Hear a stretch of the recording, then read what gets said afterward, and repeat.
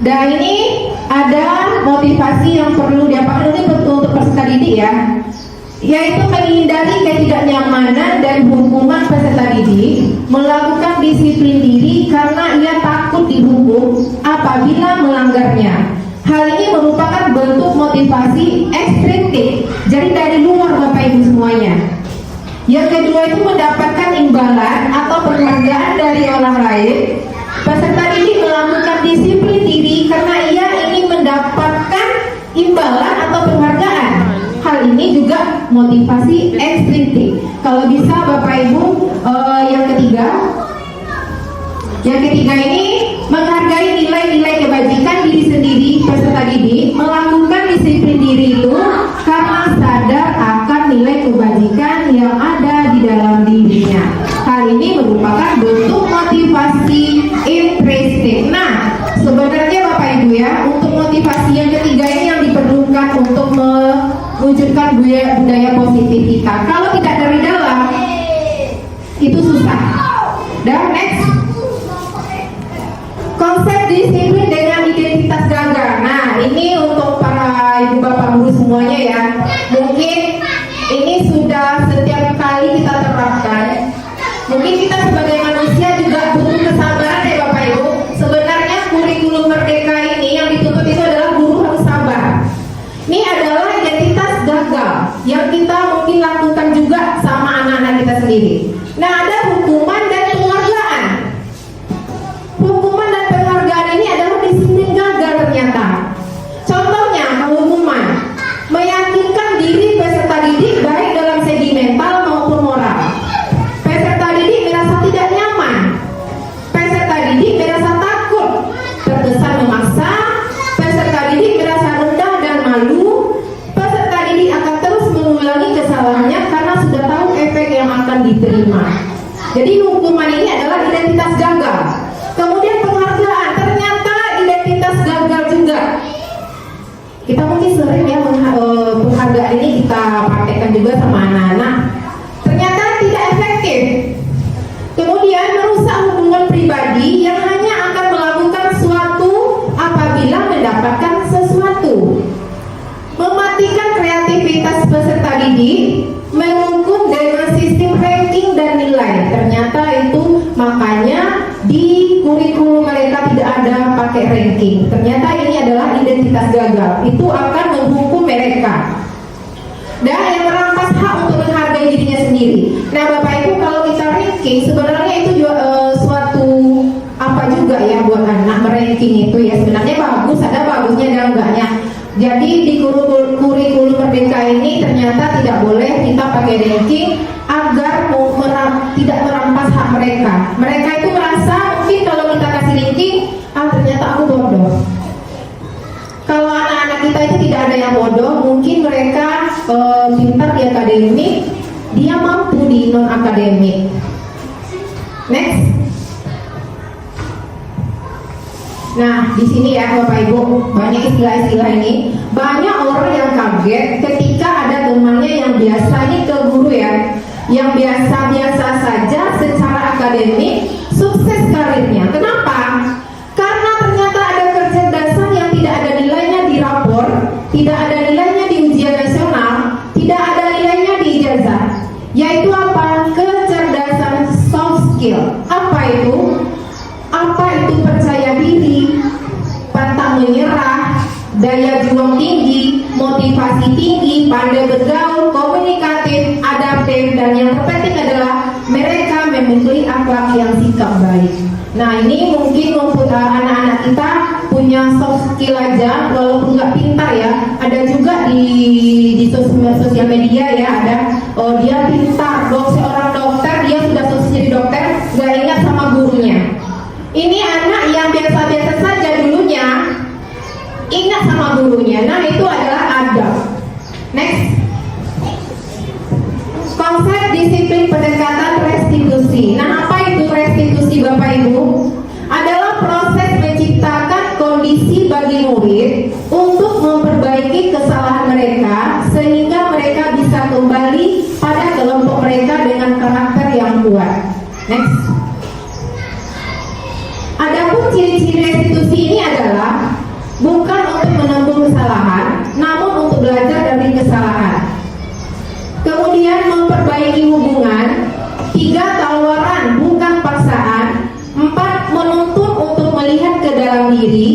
Mencari kebutuhan dasar yang mendasari tindakan.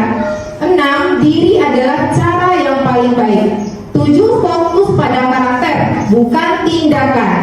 8. Fokus pada solusi. Nah, ini ciri-ciri restitusi. Next.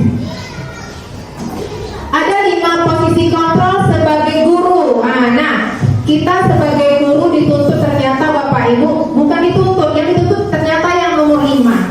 Ini nanti dijelaskan apa itu penghukum. Ini 5 posisi kontrol itu, yang pertama adalah penghukum, pembuat rasa bersalah, teman, pemantau, dan manajer. Next. Nah, perbedaan posisi kontrol seorang guru itu hukuman.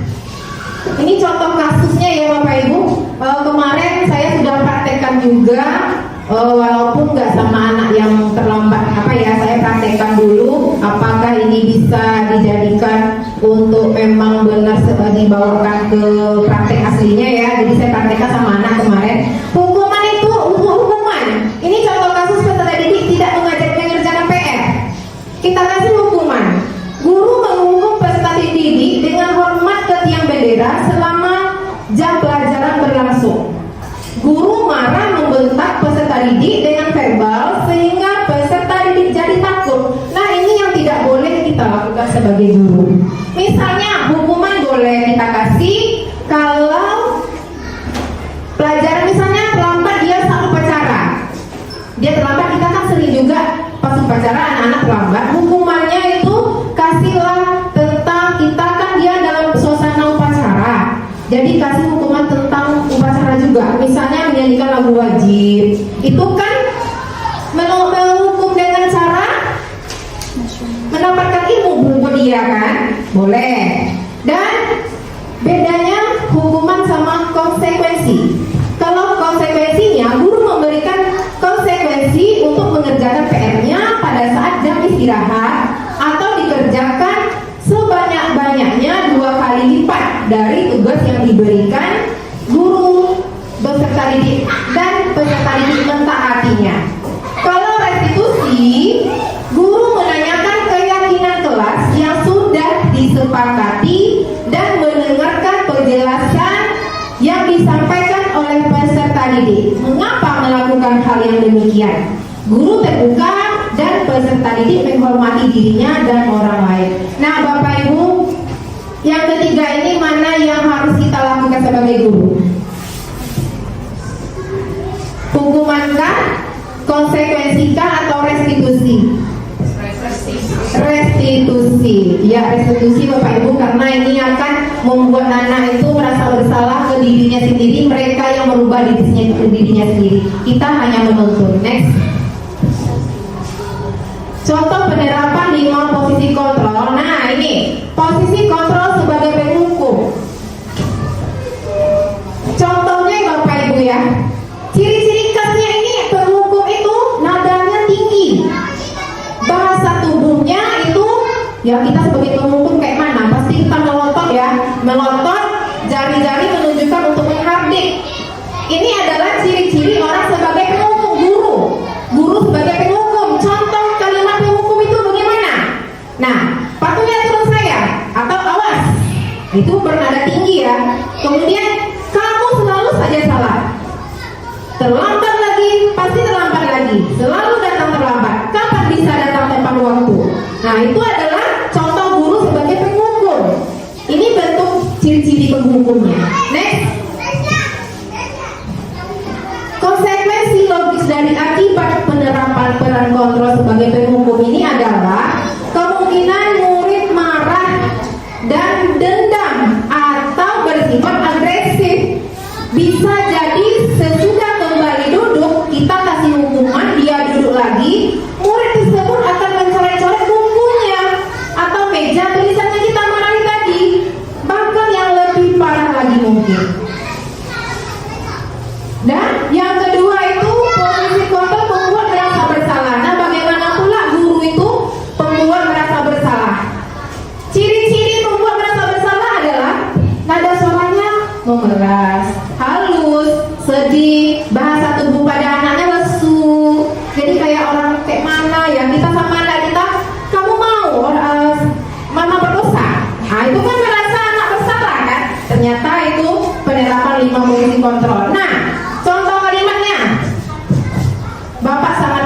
sekali dengan kamu.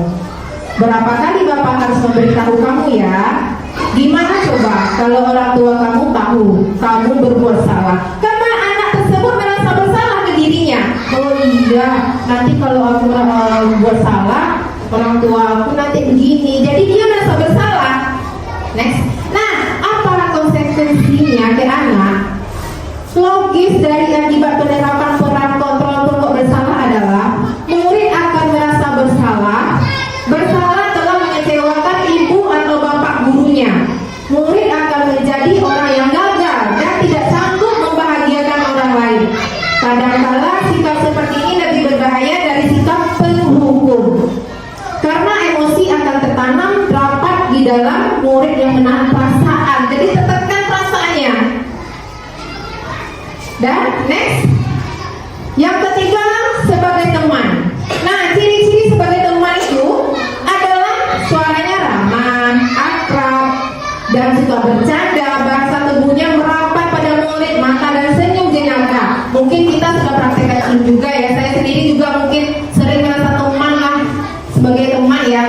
Dan ini kalimatnya, ayo bantulah demi Bapak ya. Ayo ingat bantu Bapak selama ini.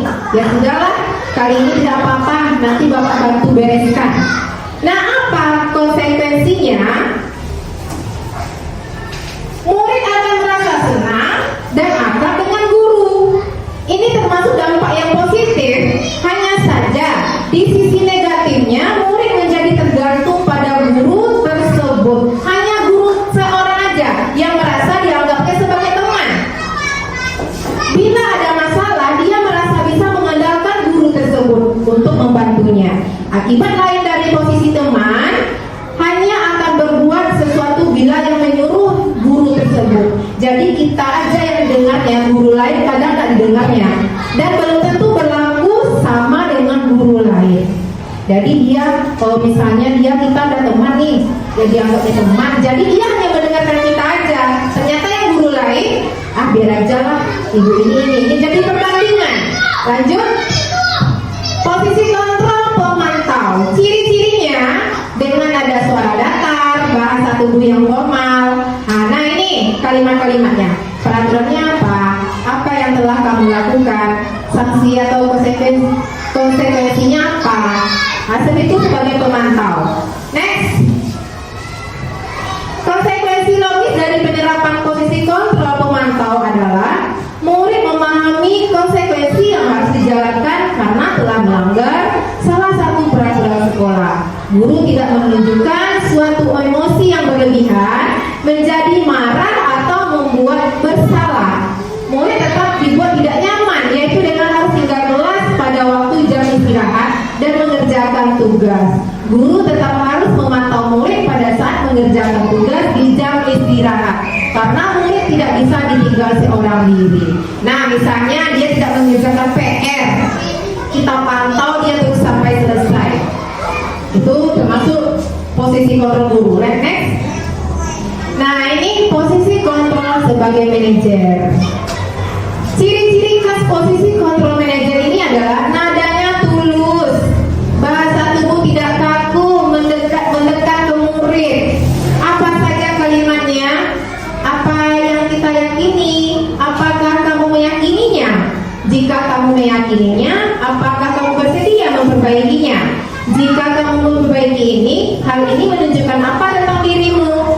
Apa rencana kamu untuk memperbaiki hal ini? Nah, ini adalah posisi kita sebagai guru yang harus dituntut. Sebenarnya lima-limanya bisa kita terapkan tergantung situasi dan kondisi Bapak Ibu. Jadi dalam Ki Hajar Dewantara itu ya, kita itu memang guru sebagai apa ya? Memang menuntun anak, menghambakan anak di sini maksudnya kita itu apa maunya, misalnya pelajarannya ini Bu, saya ini Bu. Oke, kita terima masukannya. Tidak harus anak-anak itu semuanya 8 kali 5 itu memang ini yang tahu, ini nggak usah dipaksakan dulu. Mungkin dari bawah.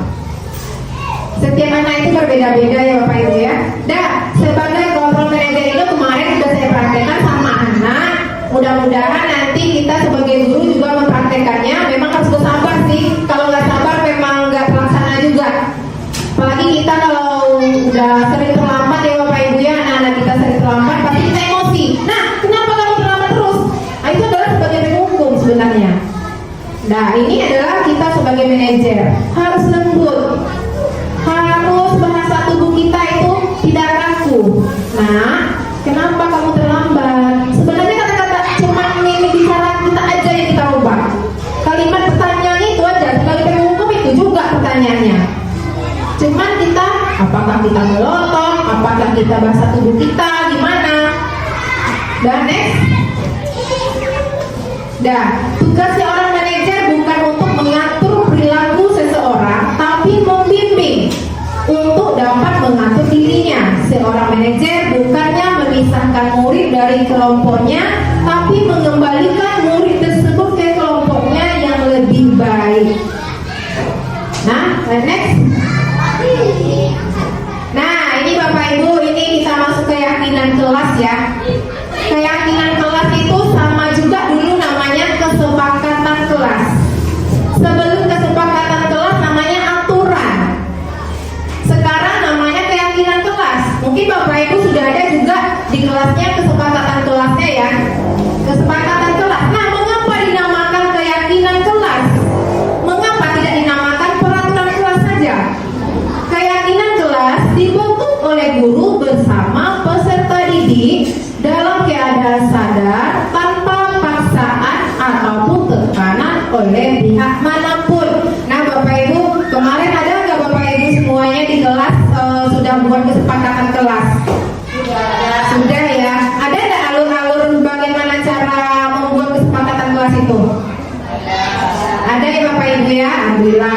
Jadi peraturan kelas itu merupakan sesuai yang terkesan bukan yang, kalau peraturan kelas merupakan suatu hal yang terkesan mengatur tanpa adanya kolaborasi antara guru dan peserta didik. Jadi kita terlebih dahulu, ayo anak-anak, nanti kita praktekkan ya Bapak Ibu ya.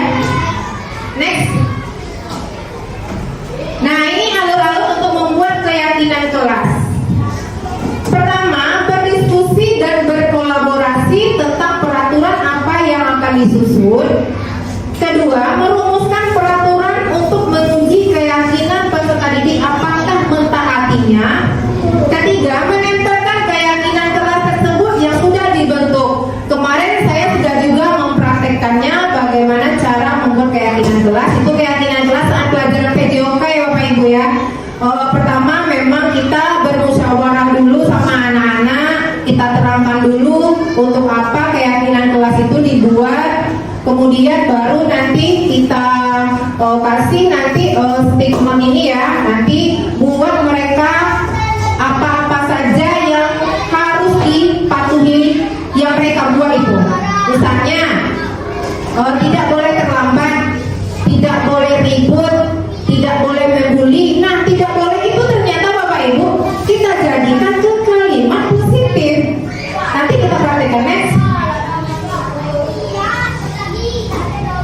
Bagaimana membentuk keyakinan kelas? Yang pertama, lebih bersifat abstrak daripada peraturan kelas. Kedua, berupa pernyataan yang bersifat universal. Ketiga, dibuat dalam bentuk positif. 4, dibuat dalam keadaan sadar tanpa paksaan. Sedikit tapi mudah diingat dan diterapkan sesuai dengan kondisi kelas dan keadaan sekolah sehingga mudah untuk diterapkan. Kelima, semua warga kelas dilibatkan saat menyusun keyakinan kelas. Misalnya kita di kelas nih, semua warganya kan guru, murid, mungkin masuk juga nanti mata pelajarannya ya, guru mata pelajaran, biar berkolaborasi. Next. Nah, Bapak Ibu, kita coba praktek membuat keyakinan kelas sama-sama, sambil nanti Ibu praktekkan juga di sama anak-anak ya. Mudah-mudahan seminggu lagi udah ada nempel keyakinan kelasnya di kelas. Minimal 3 aja kita buat. Ini ada stikernya saya kasih 1 buat Bapak Ibu. Ulian, silakan silakan Bapak Ibu nanti buat satu, anggap aja ya Bapak Ibu murid misalnya, saya guru. Jadi anggap saja nanti Ibu pengen apa di sekolah di kelasnya. Nanti kita ubah jadi, dan nanti di kelas bisa kita terapkan bagaimana cara membuat keyakinan kelas. Kita berdiskusi dulu sama anak-anak sebelum nanti anak membuat di note-nya. Jadi anak-anak nanti yang kamu buat itu akan kita patuhi loh. Kalau nggak kita patuhi, konsekuensinya apa? Sebenarnya hukuman sama konsekuensi itu sama, cuma apanya aja, kalimatnya aja yang nggak boleh sekarang hukuman. Sama juga dengan kalimat-kalimat yang positif ya. Misalnya nih, kita beri pengarahan dulu sama anak-anak. Nanti anak-anak nanti kita buat keyakinan ya cuma 3 aja nggak apa-apa, nggak usah banyak-banyak. 3 misalnya kan di kelas ya 3. Silakan diisi di apanya di yang kita bagikan tadi 1 aja. Jadi kalau 2 nanti 1 nggak apa-apa. Enggak, kita terapkan ke anak. Boleh, kan anak kita banyak. Anak kita banyak, 1 aja udah. Nanti dapat 3. Kita ubah kalimat anak itu menjadi kalimat yang positif. Bagaimana? Apa itu contohnya kalimat positif? Nanti terangkanlah. Silakan yang sudah selesai membuat tempel. Bisa bacakan satu-satu. Oh ini tidak boleh membuli. Nah ini tidak boleh membuli. Banyak misalnya kan. Kita buat apa kalimat positifnya? Kalau tidak boleh membuli itu kalimat positifnya apa? Saling menghargai. Saling menghargai. Kita terapkan juga. Contohnya apa? Saling menghargai itu tidak boleh mengejek, tidak boleh membuli. Pokoknya tetap saling menghargai. Nah, yang kedua misalnya anak-anak itu dapat tidak boleh datang terlambat saat ibu sudah menerangkan pelajaran, tidak boleh tidak berpakaian olahraga saat pelajaran PJOK. Kalimat positifnya apa Bapak Ibu? Disiplin itu. Cuman kalimatnya aja yang dirubah menjadi positif. Dan Bapak Ibu sudah, silakan ditempel ke depan. Yang disepakati di sekretaris apa buat ya? Nah Bapak Ibu tadi kita sudah praktekkan bagaimana cara membuat keyakinan kelas, tapi kita praktekkan di keyakinan kompel kita. Nah yang pertama kita sudah dapat kesepakatan kita disiplin. Kita jabarkanlah. Nanti kalau sama anak-anak ya kita jabarkan disiplin seperti apa.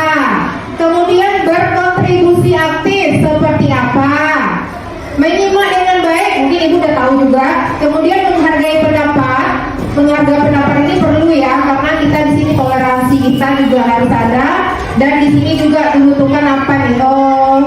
Adab kita. Karena orang berbicara, kalau kita berbicara juga berarti kita tidak beradab ya. Dan saling memotivasi. Nah ini yang paling terpenting ya Bapak Ibu. Contohnya saya dapat motivasi dari Cesek dan kawan-kawan. Kemudian berorientasi kepada penemuan solusi. Nah seperti apa? Kemudian berkolaborasi dalam kompel secara rutin.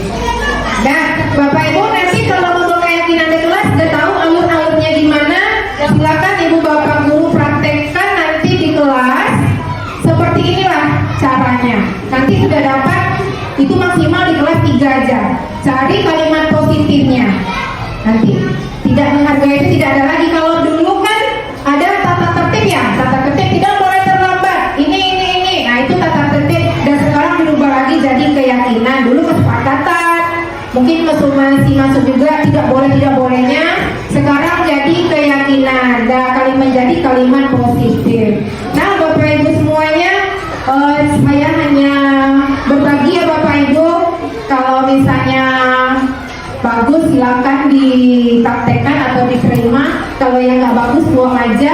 Dan Bapak Ibu mudah-mudahan dengan lulus saya nanti CGP insya Allah termotivasi juga Bapak Ibu guru ikut calon guru penggerak. Mudah-mudahan ya Pak Adi, karena beberapa teman kita juga sudah mendaftar, mudah-mudahan lulus yang di angkatan 11 ini.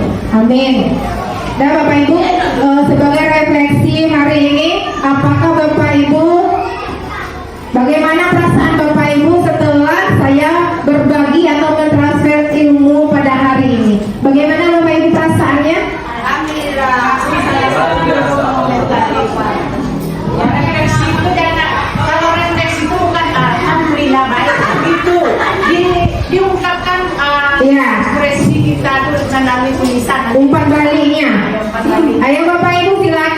bagaimana tanggapan Bapak Ibu tentang pemaparan yang saya berikan?